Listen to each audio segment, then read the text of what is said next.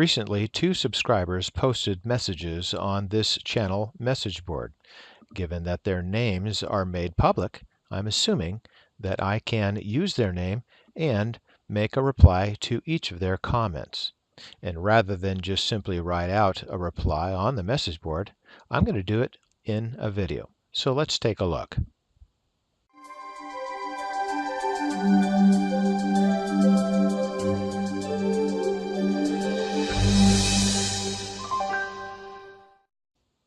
In a comment on the video chart of the century, Patrick has made a very valid comment, and he states as follows: very interesting charts.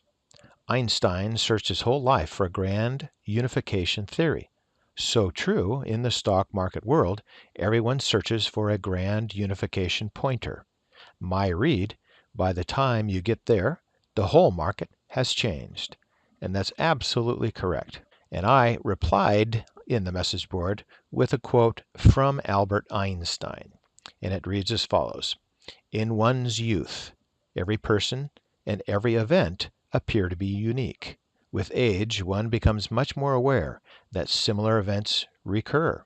Later on, one is less often delighted or surprised, but also less disappointed than in earlier years. Again, from Albert Einstein.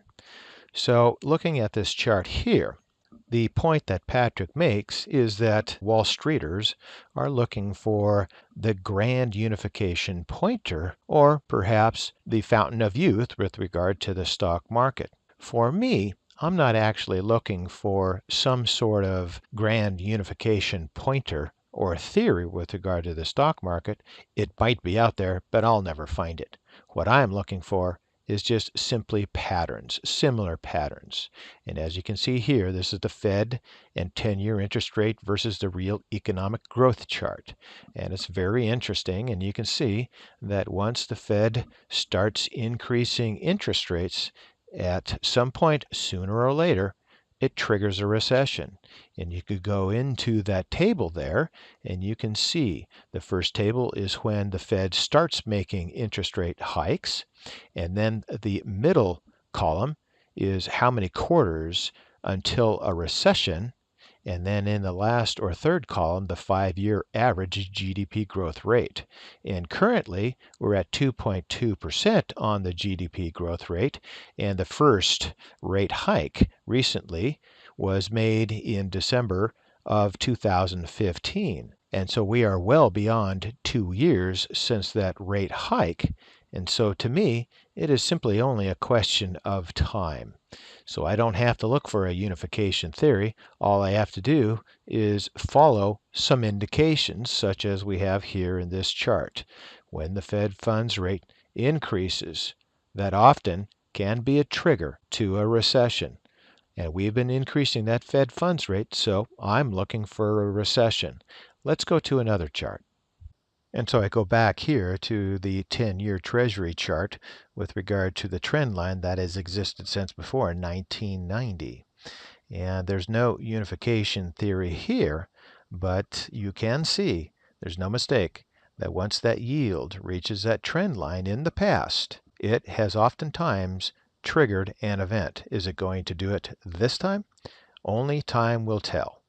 But we've reached that point where the 10-year yield is touching, and in this chart shows piercing through the trend line.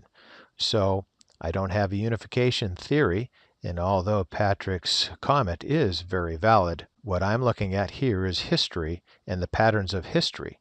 And so it's telling me that right now it's time to be cautious. Let's go to the next comment. And I'm going to read portions of the next comment from Yvonne. And Yvonne writes, I have observed the market slowing down. Both Google and Caterpillar were beaten up and their earnings exceeded expectations. Any little word or phrase is being used to take profits. Investors are very greedy and very nervous. Bottom line, I honestly feel we are in the beginning stages of a recession, and it will be acknowledged a few months down the line. Well, Yvonne, I agree to that statement too. And I think so does Morgan Stanley. By this chart here, Morgan Stanley is suggesting that the next equity bear market may already be underway, and they expect deteriorations in earnings growth coming in the second half of 2018. And this chart here is their leading earnings indicator, which points to a slowdown in the second half of 2018. And I think if you take a look at their chart, which they indicate is smooth, it goes back to 1989, and it's fairly representative of what occurred in the market through that time. So I'm going to give it some heavy weight in my consideration. And as you can see there in the far right, it looks like their leading earnings indicator is starting to head down. So Yvonne, I agree.